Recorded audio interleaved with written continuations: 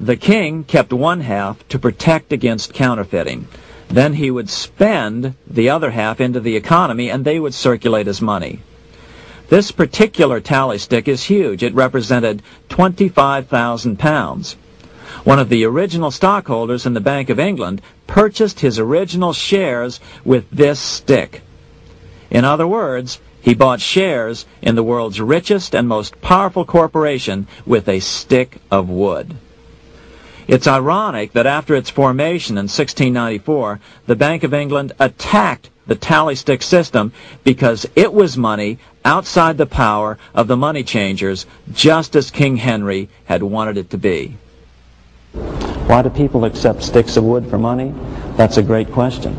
Throughout history, people traded anything they thought had value and used as money. You see, the secret is that money is only what people agree on to use as money. What's our paper money today? It's really just paper. But here's the trick. King Henry ordered that tally sticks had to be used to pay the king's taxes.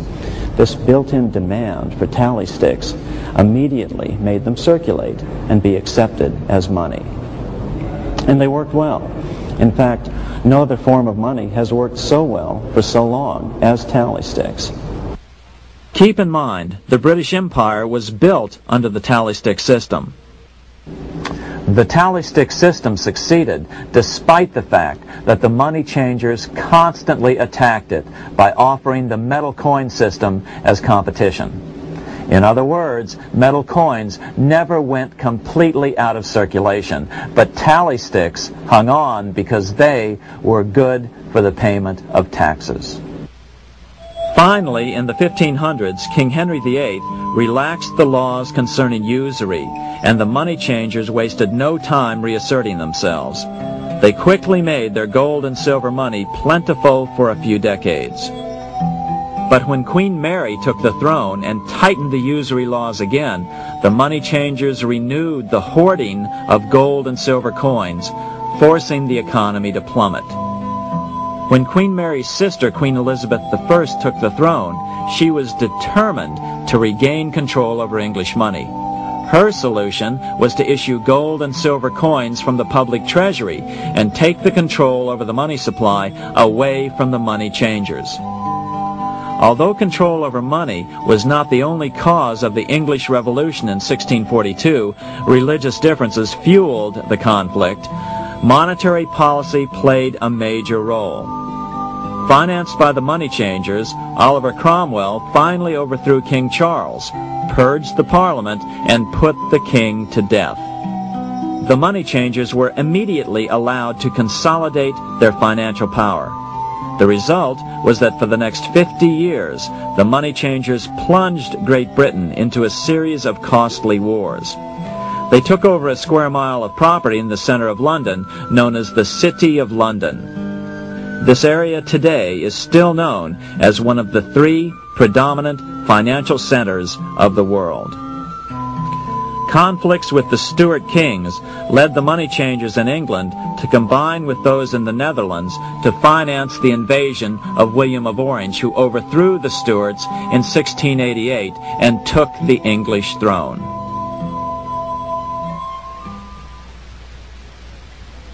By the end of the 1600s, England was in financial ruin. 50 years of more or less continuous wars with France and Holland had exhausted her. Frantic government officials met with the money changers to beg for the loans necessary to pursue their political purposes.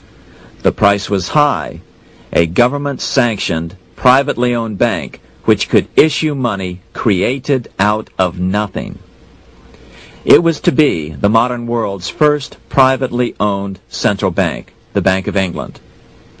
Although it was deceptively called the Bank of England to make the general population think it was part of the government, it was not. Like any other private corporation, the Bank of England sold shares to get started. The investors, whose names were never revealed, were supposed to put up £1.25 million British pounds in gold coin to buy their shares in the bank, but only £750,000 was ever received.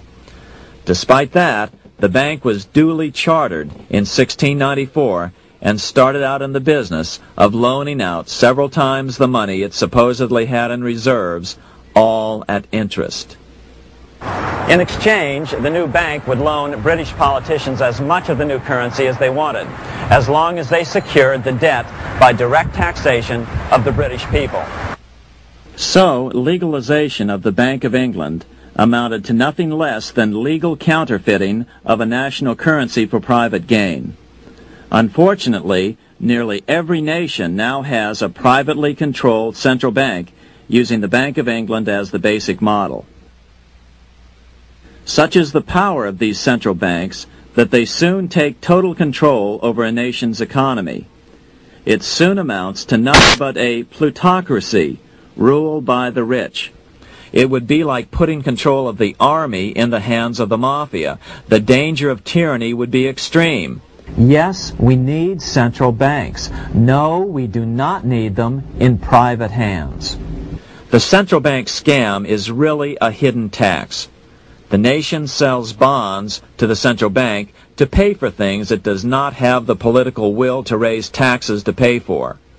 But the bonds are purchased with money the central bank creates out of nothing.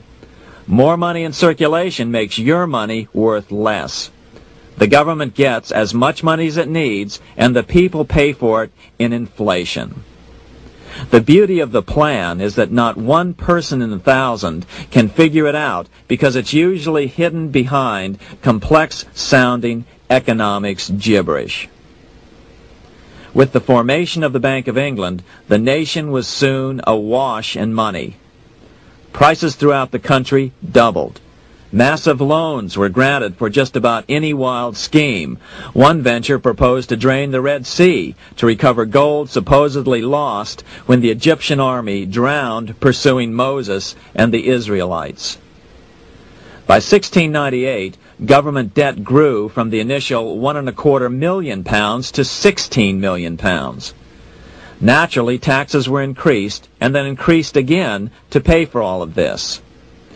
With the British money supply firmly in their grip, the British economy began a wild roller coaster series of booms and depressions, exactly the sort of thing a central bank claims it is determined to prevent.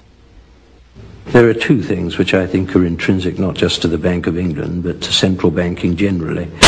The first is an involvement in the formulation of monetary policy with the specific objective of achieving monetary stability. However, since the Bank of England took control, the British pound has rarely been stable. Now let's take a look at the role of the Rothschild family, the family said to be the wealthiest in the world.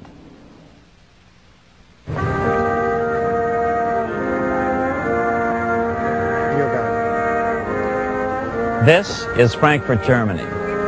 50 years after the Bank of England opened its doors, a goldsmith named Amschel Moses Bauer opened a coin shop, a counting house, in 1743. And over the door he placed a sign depicting a Roman eagle on a red shield. The shop became known as the Red Shield Firm, or in German, Rothschild. When his son, Amschel Meyer Bauer, inherited the business, he decided to change his name to Rothschild. Amschel soon learned that loaning money to governments and kings was more profitable than loaning to private individuals. Not only were the loans bigger, but they were secured by the nation's taxes. Mayer Rothschild had 5 sons. He trained them all in the skills of money creation, then sent them out to the major capitals of Europe to open branch offices of the family banking business. His first son, Amschel Meyer, stayed in Frankfurt to mind the hometown bank. His second son, Solomon, was sent to Vienna. His third son, Nathan, was clearly the most clever. He was sent to London at age 21 in 1798, 100 years after the founding of the Bank of England. His fourth son, Karl, went to Naples, and his fifth son, Jacob, went to Paris. In 1785, Mayer Amschel moved his entire family to this larger house, a 5-story